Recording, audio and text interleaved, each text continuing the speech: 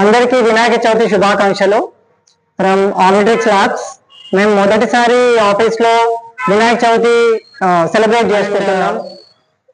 పూజ బాగా జరిగింది. సార్ యాక్చువల్గా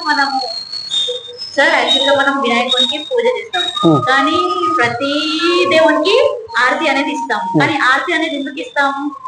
ఓకే, హారతి ఇవ్వడానికి ఒక సైంటిఫిక్ రీజన్ ఉంది. మనం చేసే ప్రతి పూజలో కూడా ఒక సైన్స్ అనేది ఉండన్నట్టు. హారతి అనేది చెట్టు బెరడి నుంచి డిస్టిలేషన్ ప్రాసెస్ చేసిన తర్వాత వచ్చిన ఒక solid process, solid material. Distillation అంటే ఏంటిది? ఏదైనా ఒక లిక్విడ్ కానీ సాలిడ్ కానీ తీసుకొని దాన్ని చాలా వేడి చేసిన తర్వాత ఆవిరి వస్తుంది. ఆ ఆవిరి వచ్చిన దాన్ని మనం కలెక్ట్ చేసుకొని మళ్ళీ సాలిడిఫై చేస్తే, అంటే ఆ లిక్విడ్ గ్యాస్ స్టేజ్ లో ఉన్నదాన్ని మళ్ళీ సాలిడిఫై చేస్తే అది డిస్టిలేషన్ ప్రాసెస్ అంటారు.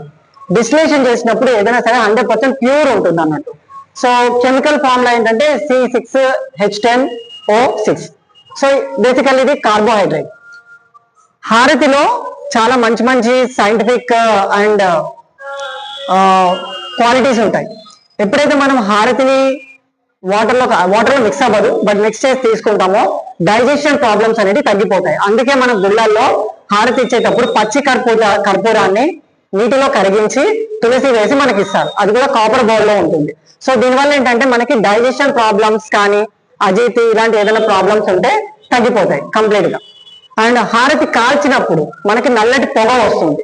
ఈ పొగ తీసుకునేటప్పుడు ఏదో పైపైన ఇలా చేతిలో తీసుకోవడం కాదు.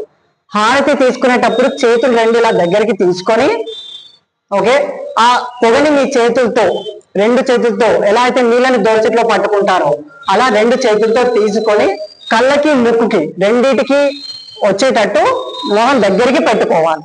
ఇలా పెట్టుకోవడం వల్ల ఆ వచ్చిన పొగ అనేది మీ కళ్ళకి వెళ్తుంది, అలాగే మీ ముక్కులో నుంచి శ్వాసకోశలోకి వెళ్తుంది, ఊపిరితిత్తుల్లోకి వెళ్తుంది. ఇలా తీసుకోవడం వల్ల ఆ పొగ ఏదైతే ఉందో కళ్ళలో ఏమైనా క్రిములు కానీ ఏదైనా ప్రాబ్లం ఉంటే కళ్ళకు సంబంధించిన మంటలు వేస్తున్నా ఇలాంటివి తగ్గిపోతుంది. ఎప్పుడైతే మనం ఊపిరితిత్తుల్లోకి వాటిని తీసుకుంటామో ఆ పొగ అనేది శ్వాసలో నుండి రక్తంలో కలిసి చాలా రక్తాన్ని శుద్ధి చేస్తుంది. అలాగే యాంటీ ఇన్ఫ్లమేటరీ, అంటే శరీరంలో ఏదైనా ప్రాబ్లమ్స్ ఉన్నప్పుడు, వైరస్ బ్యాక్టీరియా లాంటివి ఉన్నప్పుడు యాంటీ ఇన్ఫ్లమేటరీ లాగా పనిచేసి మన బాడీకి చాలా హెల్ప్ చేస్తుంది. సో హారతి 3 సార్లు తీసుకున్నప్పుడు కళ్ళకి తగిలేలా, ముక్కులోకి శ్వాసలోకి వెళ్ళేలాగా చేతుల్లోకి నీళ్లు తీసుకున్నట్టు, దోసలో నీళ్లు తీసుకున్నట్టుగా తీసుకోండి. మన శరీరంలోకి పంపించుకుంటే అది చాలా చాలా మంచిదా మీకు. ఓకే, సో ఇందుకే మనము ఏ పూజ చేసినా సరే హారతి ఇస్తాము.